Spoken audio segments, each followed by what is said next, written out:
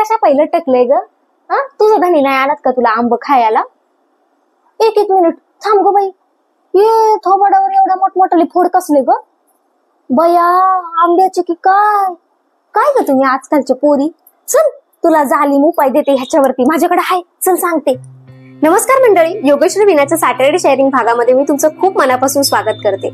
आजचा विषय म्हणजे अगदी जिव्हाळ्याचा विषय, तो म्हणजे आंबा.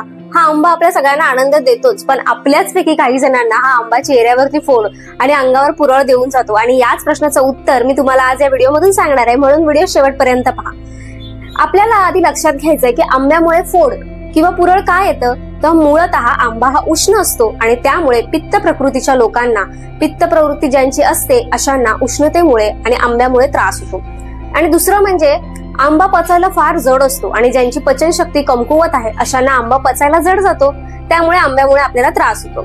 मग आता असे कोणते 3 प्राणायाम आहेत ज्याच्यामुळे तुम्ही आंबा खाल्ल्यानंतर तुम्हाला फोडांचा किंवा पुरळाचा त्रास होणार नाही, ते आपण पाहूयात. यातला पहिला प्राणायाम आहे शीतली प्राणायाम. शीतली प्राणायाम करताना आपल्याला आपले डोळे बंद करायचे आहेत. त्यानंतर जीभ बाहेर काढून जिभेचा नळीसारखा आकार करायचा आहे आणि हळूवार ही हवा आपल्याला तोंडाने भरायची आहे आणि हळूवार रेचक नाकाने करायचं आहे. तोंडाने हवा व्हिडिओमध्ये दाखवल्याप्रमाणे भरा आणि हळूवार नाकाने श्वास सोडा. 10 ते 15 वेळा आपल्याला आपल्या क्षमतेनुसार करायचे आहे. दुसरा प्राणायाम आहे शीतकारी प्राणायाम. शीतकारी प्राणायाम करताना आपल्याला आपल्या तोंडाचा आ असा आकार करून आपल्या दोन्ही दातांच्या ओळी एकमेकांवरती चिटकवायच्या आहेत. त्यानंतर व्हिडिओमध्ये दाखवल्याप्रमाणे असा आवाज करत हळूवार श्वास भरायचा आहे आणि नाकाने उच्छ्वास करायचा आहे. लक्षात ठेवा, हा प्राणायाम आपल्याला आपल्या क्षमतेनुसार 10 ते 15 वेळा करायचा आहे. आपला शेवटचा आणि तिसरा प्राणायाम आहे चंद्रभेदन प्राणायाम. चंद्रभेदन प्राणायाम करताना आपल्याला आपल्या उजव्या हाताची प्रणव मुद्रा करायची आहे.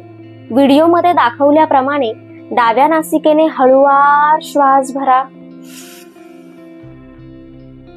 हळूवार उजव्या नासिकेने श्वास सोडा. पुन्हा एकदा डाव्या नासिकेने हळूवार श्वास भरा, उजव्या नासिकेने श्वास सोडा. आपापल्या क्षमतेनुसारच आपल्याला हा प्राणायाम करायचा आहे. लक्षात ठेवा, कोणत्याही प्रकारची घाई आपल्याला करायची नाहीये.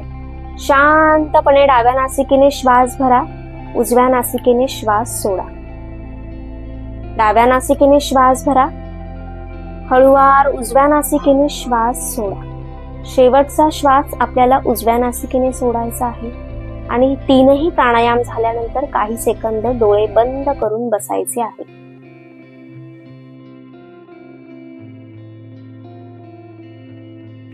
तर हे 3 प्राणायाम होते ज्याच्यामुळे तुम्ही तुमच्या शरीरामध्ये गारवा निर्माण करू शकता आणि आंब्यामुळे होणारे फोड आणि पुरळ यापासून तुमचं संरक्षण करू शकता.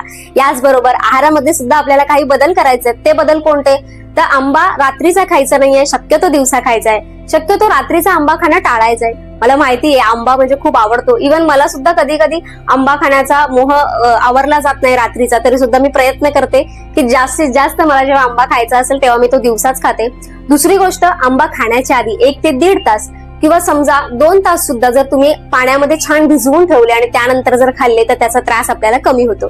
आणि सगळ्यात शेवटचा आणि तिसरा मुद्दा म्हणजे, चौथा मुद्दा पण आहे पण सगळ्यात शेवटचा आणि तिसरा असं म्हणते, कारण आंबा जर आपल्याला खायचा असेल तर आपल्याला मांसाहार थोडा कमी करावा लागतो. मला माहिती आहे काहींचा मांसाहार हा सुद्धा जिव्हाळ्याचा विषय असतो, त्यांना प्रचंड मांसाहार करायला आवडत असतं, पण तरी सुद्धा आपल्याला आंब्याची चव घ्यायची असेल तर आपल्याला कुठेतरी काहीतरी कॉम्प्रोमाइज करावं लागतं, कारण आपली प्रकृती पित्त आहे आणि आपल्याला उष्णतेमुळे त्याचा त्रास होतोय.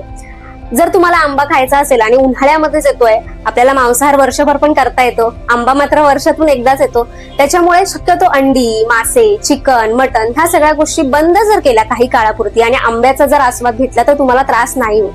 दुसरी गोष्ट म्हणजे मैद्याचे पदार्थ, साखरेचे पदार्थ, चिप्स, फास्ट फूड ह्या सगळ्यांचा भर कमी ठेवायचा आहे. असंही आपल्याला ते हानिकारकच असतात, पण जर तुम्ही या सीझन मध्ये जर ह्या सगळ्या पदार्थांचं सेवन केलं तर आंब्याचा त्रास होतोच. म्हणजे आंबा एकतर तुम्ही खाताय त्याच्यामुळे उष्णता वाढते शरीरामधली, त्याबरोबर या पदार्थांचं पण सेवन होतंय आणि त्याच्यामुळे शरीरामध्ये असं प्रचंड कालवा होते आणि मग ते फोड नाकावर कुठे कपाळावर यायला चालू होतं आणि मग आपल्याला इतक्या चांगल्या सुंदर चवीच्या आंब्याचा आस्वाद घेता येत नाही.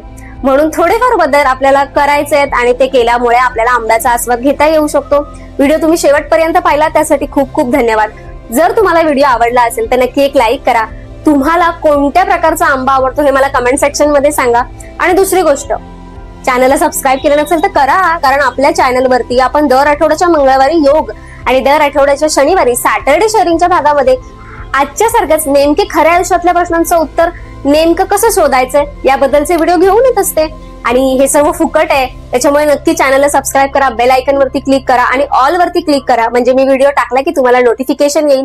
भेटूया पुढच्या व्हिडिओमध्ये. तोपर्यंत हेल्दी खा, हेल्दी राहा आणि निरोगी जगा. आणि हो, आंबे खाताना माझी आठवण पण काढा हा.